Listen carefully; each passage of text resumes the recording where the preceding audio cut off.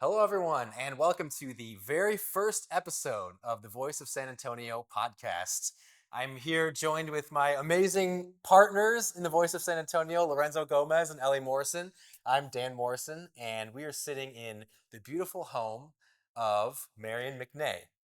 Which is the McNay Museum. Yes. We're here in the historic foyer of Marion's home, which is such a welcoming room for the entire community. The entire McNay is a space that is welcoming for the community. And historically, this was the spot where Marion McNay would welcome guests and students to her home when it was her home before it was a museum. So we thought it would be very symbolic to film our first episode here. Plus, we are so grateful for the McNay's support of Voice of San Antonio and their support of creatives in San Antonio, of creators, artists, anyone who is pursuing a dream in making San Antonio a more artful community, just like Marion McNay would have wanted. So we're grateful for their partnership, and we're thrilled to be here to be shooting our first episode to talk about Voice of San Antonio and a little bit about how it came to be and what our vision is for this platform and how we would love to communicate and engage with our audience from this point forward. Beautifully said. Very, very nice. Lorenzo, I think you would be a great person to just talk a little bit about what this platform is. Yeah, so I think, well, first off, we're so excited to bring this to you. And I think it's just been such a fun little ride. And we'll tell more, the audience the story, but it's just been such a whirlwind. And I think I'm just so honored to be a part of it. So I just thank you for. Thank you for not kicking me off the team, after the first week. So, Well, I think we need to talk about how this happened because yeah. this is such a quintessential San Antonio story. We all just, I mean, we had kind of rubbed elbows with each other, brushed shoulders, whatever, however you want to say it, starting 15 years ago, in downtown development endeavors. When we were kind of out of college age, and you were already leading a bunch of charges like Tech Block, et cetera, making San Antonio cool enough for those of us who are a few years younger to think, hey, there's potential here. We don't have to flee. And so we had been living in Los Angeles for a few years. As soon as we moved back to San Antonio, I had mentioned you to Dan. And Well, let's tell the real story. Let's tell the real story here. That was That was good though. very buttoned up. Very true. I was All teeing you true. up. Oh, I was thank you. teeing you up. I feel teed. All right, I'm now Rory McIlroy, about to win the Masters. Okay, Thank well, there you go. No, yeah. so the real story here is, I was like, man, Lorenzo is doing cool stuff in San Antonio. I've never met him, never talked to him, but I'm just gonna slide into his DMs. And so I did. I didn't know what was gonna happen, but he responded. I was very excited. First DM that's ever slid into my so it was an honor. Oh, I was the first Oh. slide Yeah, in. yeah. Okay, very cool. Okay. Yeah. Doesn't Well, happen. you were that- very gracious Yeah. to even put Yes. it into your primary messages. Look, oh, see, I know exactly. So we set up a coffee date. It was kind of like a match made in heaven. Yeah. Went very well, and I mentioned Ellie, and Lorenzo knew of Ellie because everyone in San Antonio knows of Ellie, as anyone gets to. And so then we all three met, and Sternewirth. at Sternewirth. Yeah. And what's your line about Sternewirth? So Sternworth is the best room in San Antonio. Besides maybe this one. Besides the McNay, obviously, yeah, yeah. But it's funny because I wrote, actually, to your point about the founder of the McNay wanting to welcome people. Was very fortunate many years ago to get a hard hat tour when they were building the Sternworth. And one of the things they said, and I think it's a theme in San Antonio, was they said, "Hey, we're really concerned about this not feeling approachable for the whole community." And so we want people to come in and use it. And I remember at the time I had just started, or I hadn't started writing my first book. And I remember thinking, oh, I'll totally take you up on that. And so when they opened it, I would go into the back corner there, and I probably wrote 10% of my first book in the Sternworth. And I think what's so awesome about places like Sternworth and the McNay is there's just certain places that are inspiring. There's certain places that when you're in them, you feel that creativity gene to start to vibrate. And I think that's what's so cool. And that's why I'm so excited to shoot the first one here. And so I was always hanging out there. And so when you DM'd me, you were like, "Hey, let's meet at Larder." I was like, "Oh my gosh, it's a I'm already there all the time." So he gets it, yeah. And so we sat in the back corner and just chatted, and it was I always say it was instant sort of bromance. Like it really was, yeah. You slid in there that you wrote your first book. I just want to say, Lorenzo is a four-time best-selling author, former CEO of what, the 80/20 Foundation, Geekdom. Is just like the guy runs the city. That's pretty much how I would say it. No, I think to our conversation that day, I think San Antonio is a city where you can have an impact, and I think that there are people that will say there's a lot of barriers, and maybe there are, but I think genuinely, if you want to have an impact, you can. And I am a recipient of the opportunity like at Geekdom in 80/20 to go, and I loved it because it was very much merit based, like, hey, can you go and have an impact? And I think that that's what was so exciting about when we all met up. There was that I said this on Dan's podcast, but I think it's true. C.S. Lewis has this great quote, which is friendships born at the moment when two people say, "You too." I thought I was the only one. And I think that that was our vibe about the city. Like, oh, you're frustrated by that same thing. You're excited about that same potential. And it just sort of, it really clicked. Now, from my side of the story, I think what was so cool was I had known Ellie from way back in the 80/20 days, and she was doing cool stuff. And she had pioneered the Ghost Light Society with the Tobin Center. Yeah. Yes, I was an employee at the Tobin at the time. But the Ghostlight Society was massive. I mean, that kickoff party, Yeah. I'll never forget it. I think because it was the first sort of indication that young people were really wanting, they were hungry for, back in 2013, people got off the couch and they wanted to convene and they needed places to be, third spaces, as we talk about in the urban world. And so particularly they were excited to support the arts, and that was what my personal passion was growing up in the performing arts, was to help in any way contribute to support of the arts. And it's also another big reason why, after all the different kind of career chapters, now part of Voice of San Antonio is arts and culture and supporting the arts and championing the stories of our arts organizations in town. So yeah, totally full circle. I know we're always in our conversations like squirrel, squirrel, squirrel, but I know There's more to his story that I'm anxious to hear. to your what were you saying? Well, I just from my perspective, it was just exciting to reconnect, and so we had coffee, we reconnected, and I think it was that second coffee at Sternworth where we were just really excited about the potential, and I think what was interesting was you can meet a lot of people that are frustrated by the city, and then it just ends in a moaning fest, right? But ours did not end that way. Ours was, but we can make a difference, and I think that was the what was so exciting was no, we can do something, we can change it, and I think that was for me it sort of ignited some hope. And then the next meeting, because so sorry, in that meeting we talked about, hey, we should do something, and we were tinkering with some ideas. But the next meeting, you guys, this is what was so cool, and I tell the story because Graham and I used to have this phrase, which is we just want to be on team, get shit done. Like that was the whole thing, was can we just get things done? The third meeting, you guys had gone and created a landing page that had like 10 pages worth of ideas. And when I got that, my heart skipped a beat, and I was like, this is what I'm talking about. I was like, here are some people that are willing to get dirty and get in the weeds.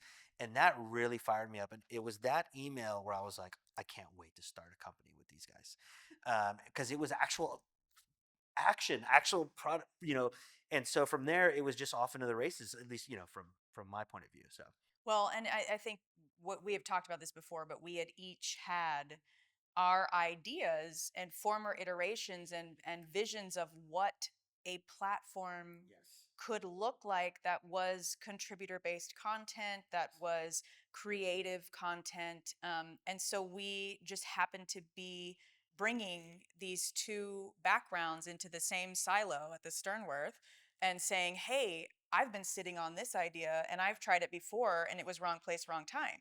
And then I had a full platform designed that I showed you and said, hey, I tried this out in another environment and it didn't work, but this is my idea for what could be. And sprinkle a little bit of, imagination and creativity into it. And we could really have something here. And so we spent a year all building it out. And it's been great. But I think to your point, growing up, I grew up in San Antonio. I'm from here. My family's been here for 5 generations.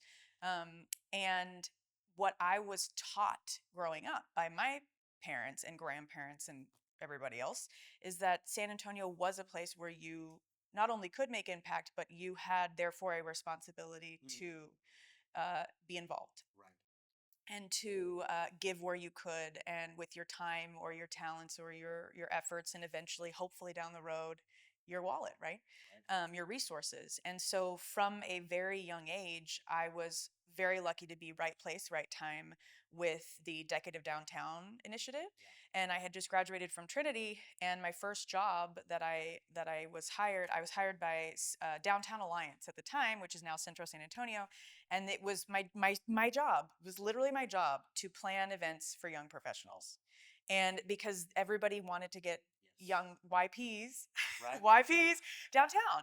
And that, I think, the involvement of just being lucky under Lori Houston and all these great people who were um, in their first kind of positions of managerial leadership at the time, I was very lucky to learn from them and to serve alongside them and really be inspired by where the city was going. And it gave me enough to chew on for a while to stay. And also that I had just met Dan, and Dan is from Chicago, and he was here to take his job, and he was living kind of out in the suburbs area. And the only reason why he stayed in San Antonio is because I was showing him what come down, like come down and be a part of all the culture and all of it. So it's just a really interesting kind of chain of events. And you were in those circles at that time, and then we've all kind of gone away, come back, done our thing. And I mean, you had a stint in London, we had a stint in LA, but there's something about San Antonio that just,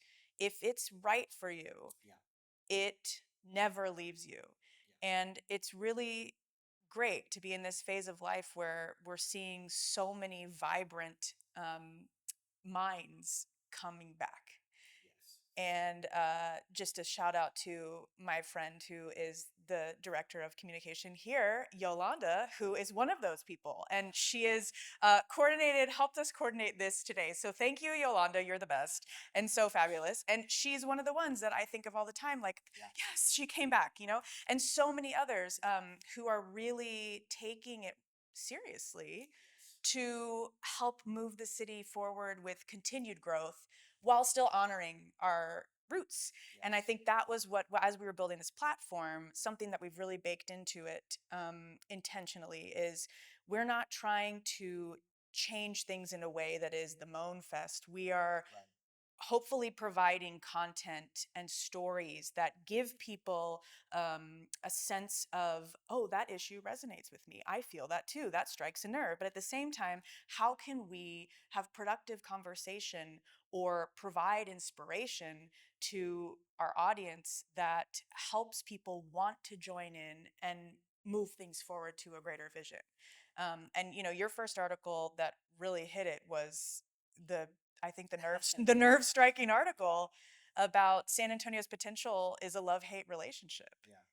It really will. And you know, I think what I love about where we're sitting is, San Antonio, for all the right reasons, I think sometimes is afraid of change. It's afraid of, losing its culture. And I don't think anyone that I've ever met would say, yeah, I want to have the city lose its culture, right? We all want it to keep its culture. Exactly.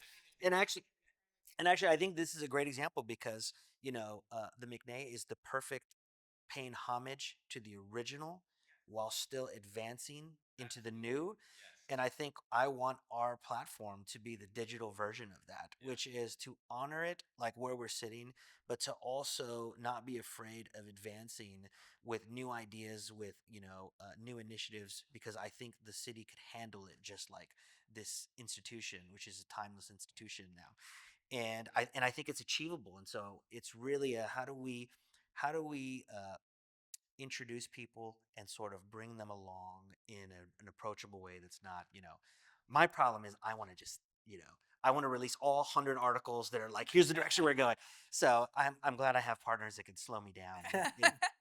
But Your but I think it's important. activator I'm an moves you. activist. Yes, 100%. Yeah. Well, and also too, to your previous point, I remember when I was CEO at Geekdom, I remember I would see a great company with potential and I'd be like, man, these guys are doing some cool stuff. And I remember it was such a pain to beg an outlet to write about them, because they didn't have the hook or it wasn't newsworthy. And I just thought, yeah, but it's a cool thing. And if no one tells this story, then the other founder that might create the new company is going to say there's nothing here, there's nothing going on, and so they're going to move to Austin, or they're going to move to New York, or they're going to move to Silicon Valley. And I thought, and so in my past life I had wanted to do this, and it just, for a bunch of reasons, just didn't work out. And so I was so excited to say, now we don't have that constraint, where, because we're not journalists, we're just trying to share and shine a light on these ideas and stories that other people have. And I think that's what's so cool, is to say, hey, why don't you, if you want to write it, then that's great. We'll sort of guide you, and I think how it can go. Or now that we have this platform, some people might want to sit in that chair and we'll interview them and tell their stories. But I think that's what's so cool, is one of the things that's frustrated me, that I know is frustrated you, is there's so much talent, there's so many cool people. We, for those watching, we have this inside joke where you're like, that person could live anywhere in the world. Yep. Right, they could be doing anything anywhere, and they're choosing to live here. And so we're just excited about, I want everyone to meet those people in some way, and whether it be an article, whether it be in a podcast episode, because when they see the kind of talent we have, they're going to be inspired to be like, you know what, I'm actually in an incredible city full of incredible people. I couldn't agree more. Well said. Yeah, Yeah. well said. Yeah. Mic drop. Yeah. But Well, I, to your point, wanted to maybe, I think you and I have had a lot of experiences recently where we've been meeting artists and creatives from all over the world Yeah.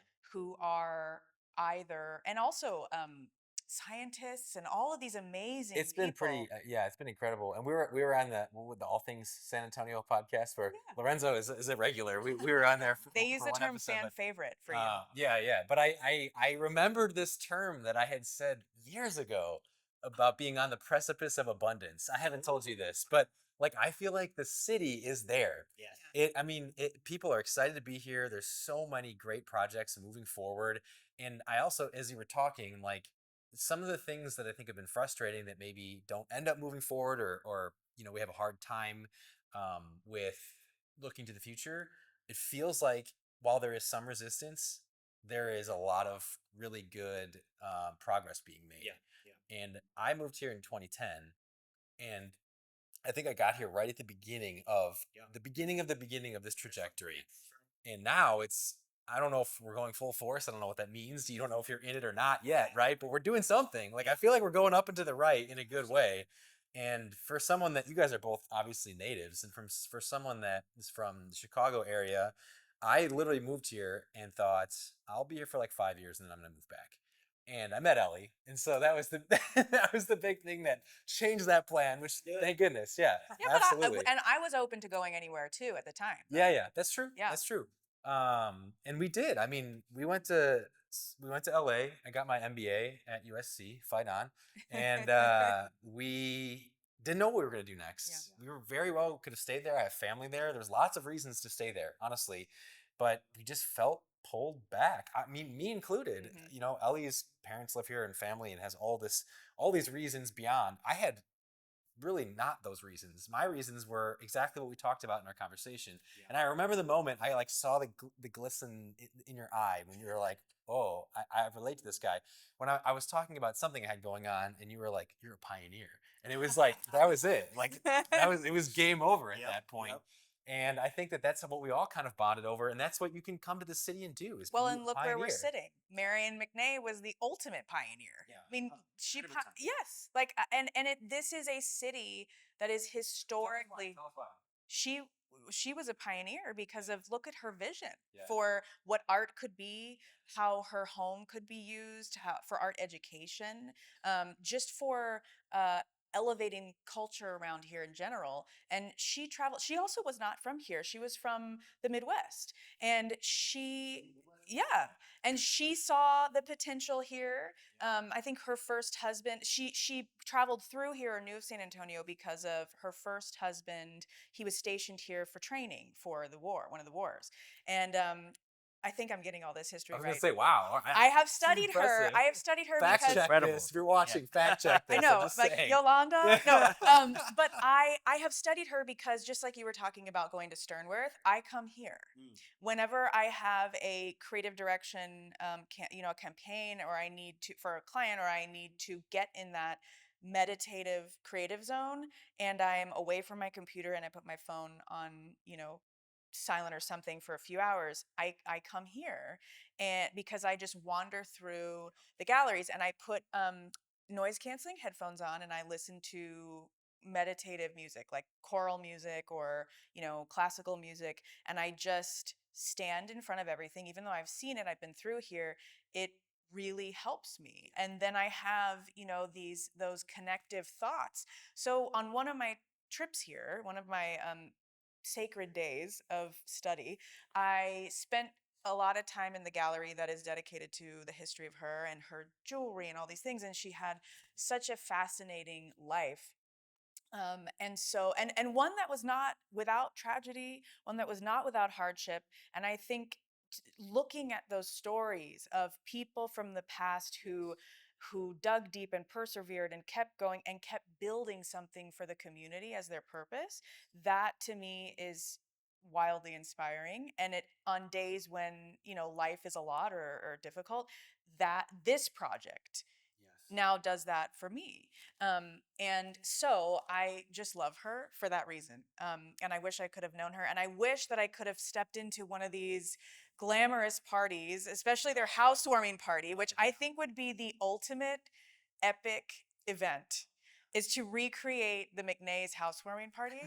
Sounds like we got to get that on the calendar. Yeah, All right. here. And That'd be imagine cool. like they had it out in that courtyard and they had entertainment and performance and all of this. And I just think like there's got to be a way to recreate that. But when we were talking about what Voice of San Antonio could and would be, events and activations and experiences that connect current San Antonians with past, and these sorts of landmark organizations and places and institutions, how they started things in the community. That's something that's important, I think, as we look to the future. We know what's so interesting. You talk about these people, they were pioneers. And so the people that pushed the city forward in the past we were like-minded, I would like to believe, which makes it a little bit ironic that there are people that are resistant to continuing that tradition of pushing things forward. It's like it's honoring history to push things forward. exactly, exactly, yeah. But I don't. It's harder to see it that way, I think. Well, I think a lot of the tension is just the fear of the unknown, and we just live in a time of gentrification, and people see a lot of people that lived in Austin see that, oh, I don't want to go, which is they're all very valid points, right? And I just think that we're 300 years old and we've been able to keep the essence of our city, and I'm not trying to tinker with that quote formula. That's what makes it special. And I think that's what makes it special. Yeah. But I think there's a way to do it. And I think, for me, I have to, I think we're all in the same, that we're all open to feedback. Like if someone has a critique, man, we want to hear it. But there are a lot of people that their critique, once you dig into it, is really just fear based. And it's just don't change anything. And that's where we just have to go, you know what, we have to advance. And talking about pioneers, I was such an accidental guy in the tech world. Like I don't have a degree in technology, and I should I never met you and I got to know you a little bit. I was like, Lorenzo's not a tech guy. Yeah, Like, there's what? no. He's a But that's people what you're kind guy. of known Yeah. as. Yeah. Which is so weird because I couldn't, I don't show me a line of code. I couldn't decipher. It's all right. We have AI Yeah, now. but as a storyteller, yeah, exactly. ChatGPT will do it Yeah. all. But as a storyteller, I was very proud when I was working at Rackspace, and I'll never forget it. There was this company that we signed up, and I was living in the UK at the time, and I just remember watching our reports, and I was like, this company came out of nowhere, and they doubled from one month to the next. Then they doubled another month. Then they tripled, and then quadrupled. And I was like, who is this company? And what had happened was Rackspace started by three Trinity grads. Um, they started this tech company, and they got venture capital from Sequoia Capital, which is one of the greatest, huge, the biggest. And so a couple of years later, like not many, they called our chairman Graham and they said, we just funded this little company called YouTube, and we need servers online. And so the first servers of that investment happened in downtown San Antonio in the Weston Center. And so we watched this company go like this. And I think by like month 6, they were using more bandwidth than the entire country of France. And so when you think about pioneers, you think about three Trinity grads who decided to start this company here. And in the history, I mean, YouTube changed the internet. I mean, I couldn't even quantify it. But the fact that San Antonio played a part in that story, I think is so inspiring. And as a young 21-year-old at the time, I thought to myself, I'm part of that winning team. I'm part of the pioneer winning team that is ushering in the new wave of the technology world. And I think that's what we're aiming to do to any San Antonian out there that's going to read an article and say, I'm part of that winning team, the San Antonio winning pioneer team, and also give them permission to chase that thing that could end up being the next Rackspace. Because to your point, I think what's happened is we've forgotten about all these pioneers. Or maybe not everyone has, but there's a population, like I certainly didn't know about any of them growing up. Pioneers, you look at them, you put them in like a glass case, and what Yes. they did, that was fine. Yes, That I was could back never do then. that. But now we Yes. have to just keep it. We can't Exactly. advance it, even though That's that's what right. they would want. Yes, Yeah. exactly. That's right. Well, and this is really interesting hearing you say this because that you didn't know of any of this going on when you were young. I think there was a piece of content that went out recently, and it was the most thoughtful, interesting comment that addressed this fascinating divide almost that exists in native San Antonians' mental Yeah. psyche. Yeah, it was like, and what I'm fascinated by is like what you were touching on, or the piece of the video that came out had a thought that was touching on the fact that San Antonians, you in your corner of San Antonio didn't know certain things, or weren't taught to dream past a certain point, and that kind of put some interesting thoughts in you, programming in you as you were a young person coming up, like you can be successful but not too much. And when you said that, I thought, wow, that is really interesting, because I'm not sure I identify with that to some degree. That's very subtle. It's a very subconscious thing, but we're also so taught to be respectful, grateful, all these things as San Antonians and good young little Texans. But I thought to myself, that is the messaging that you got, and I was around messaging of like, look at what exists and what people have created, it's your responsibility to keep going, da, da, da. And the comment that we received touched on that and picked up on that, and I thought, that's really insightful and interesting. So clearly this is real. This current, that goes within our kind of local culture is real, and how do we talk about that? Yeah, I think it's real, and it's no knock to you know where I grew up and how I was raised, but that was just a byproduct of it. Was there was this current of you can't be too successful or you're trying to be better than us. And I'm sure that a lot of people in the city didn't have that experience, but it was very real. Where I grew up. And matter of fact, George Lopez has a whole spiel, a joke about this, where you think you're all bad, right? You think you're too. There's a whole thing about it, and it resonates because I've actually witnessed it. But I think that when I give speeches for my books, I think what's so fascinating is how many kids have never met an author? And I don't say like what I mean by that is they most of them think I could never do that. And I'm there going, "Yes, you can do that. This is not an unapproachable, this is not an impossible thing." And I'll give talks about technology and business. When I go to students, the number one thing I get asked is about writing. I mean, there are so many people that want to do it. It's inside them, and for some reason they feel like they can't achieve it. And so I think part of the site is it's part information, it's part sort of exposing culture, but it's part like pep talk. Like we're trying to give, people a pep talk and give them one big warm hug and be like, you can totally do this. Like, oh, and by the way, you might fail and it's all good too. Like Yeah, there's the, but try. but Speaking my try Just it. language, try. man. Yeah, Speaking my language. absolutely. Yeah. Yeah, I mean, that's right. You have a whole podcast about it. Yeah. No, I think it's totally true. I want to brag for a second about what we've done so far Yes. because I think it's worth bragging about and talking about. Yeah. Well, I have a reason for it, but so basically in the first month, our Instagram, Voice of San Antonio Instagram, make sure you follow. That's right. 200,000 views. I mean, It's not nothing. Yeah. and the website like 30,000 page views in the first month from zero, and that exceeded my expectations for sure.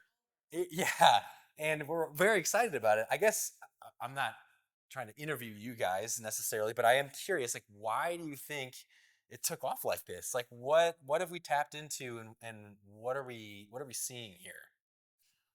Do you want to go first? Do you want me to go first? No, you go first. If you Okay. I think it's a couple of things. It's very exciting to be a team of creators. I think this is the first time that I've worked on something in the digital creation space that the voices are many, Hmm. and Well, that this is such a true partnership between the three of us too. Yeah, I mean, we've 100%. become like best friends Yeah. along It's the been way. great. Not to Yeah. be like totally cheesy I would about say it, but family. yeah, Um, well, 100%.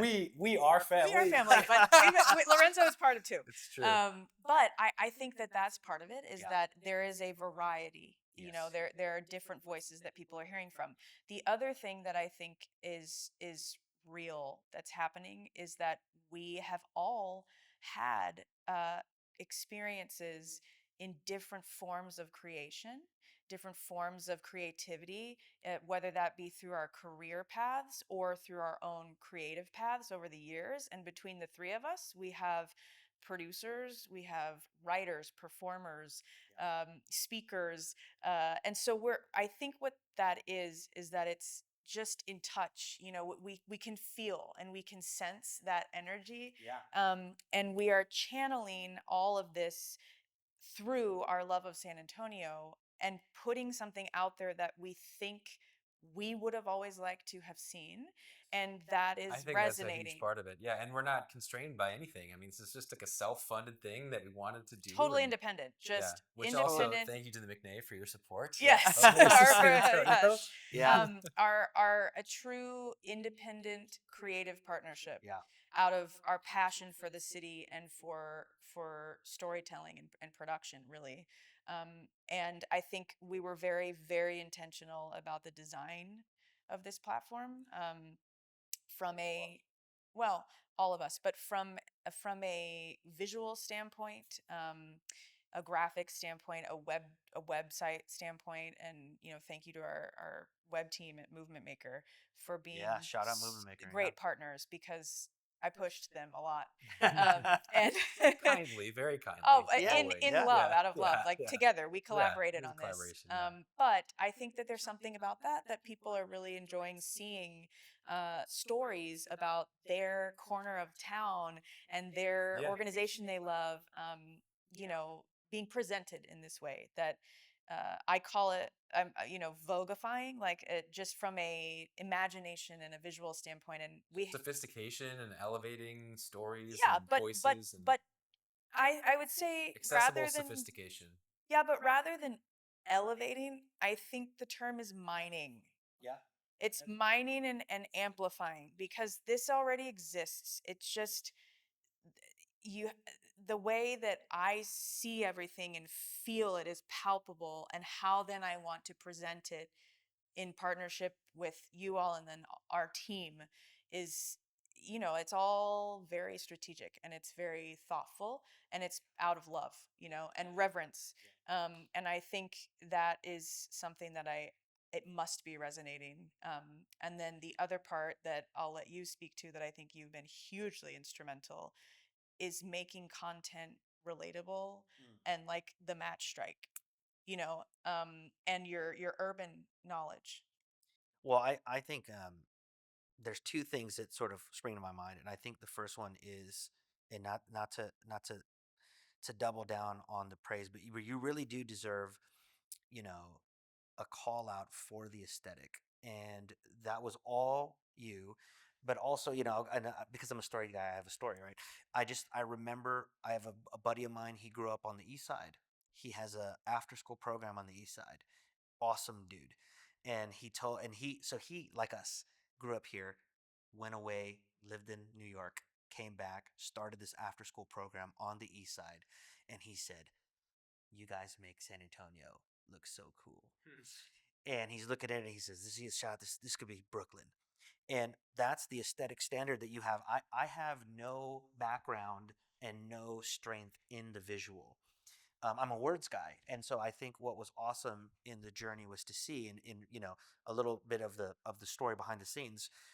We were working on this site for a year, and there was a pivotal point where you said, "You know what? I think we need to make a visual change." It was a radical change, and Dan and I were like, "Yeah, let's do it." But it was such an incredible moment to see you do what you're world class at. And I think that we've reaped the rewards of that because people have wanted to be proud. And they're already proud of our city, but no one, to your point, has ever vogified it. And because it really does look cool.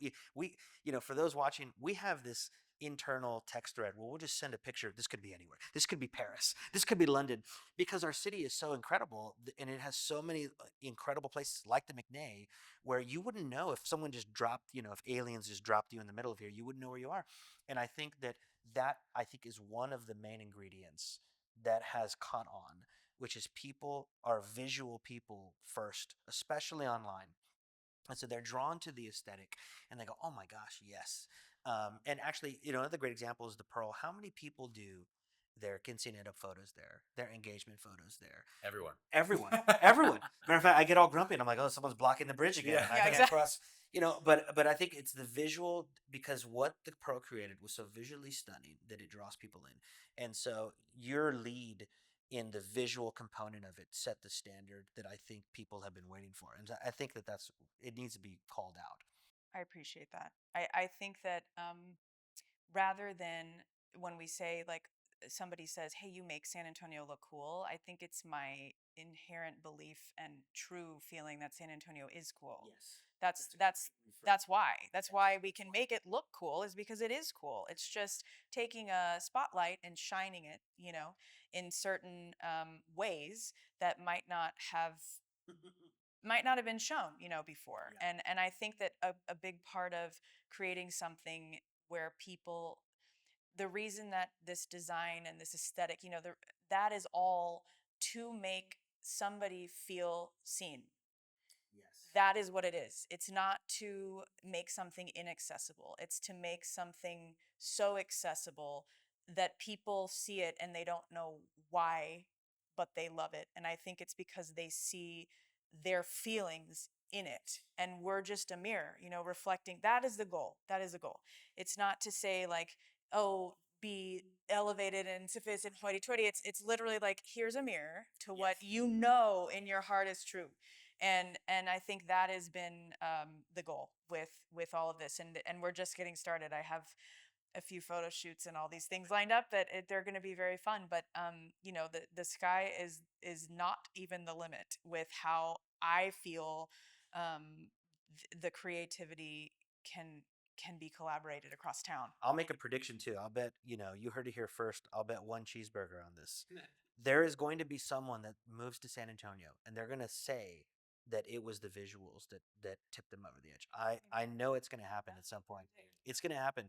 The second thing that comes to mind about what I think, just personally, what I think has sort of struck a nerve with people is that, and we mentioned before briefly, because this is a self-funded endeavor, we're really beholden to no one. And I think that, you know, Phil Knight has a great quote in Shoe Dog where he says, oh, yeah, he says, we're remembered for the rules we break.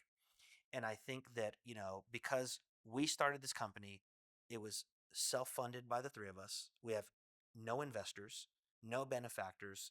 We have no one telling us you can't write an article that way, or you can't take a photo that way, or we've just said, what would we like to consume? And I think because of that independent mode that we had, it's allowed us to just create a really, truly unique thing that sort of stands on its own.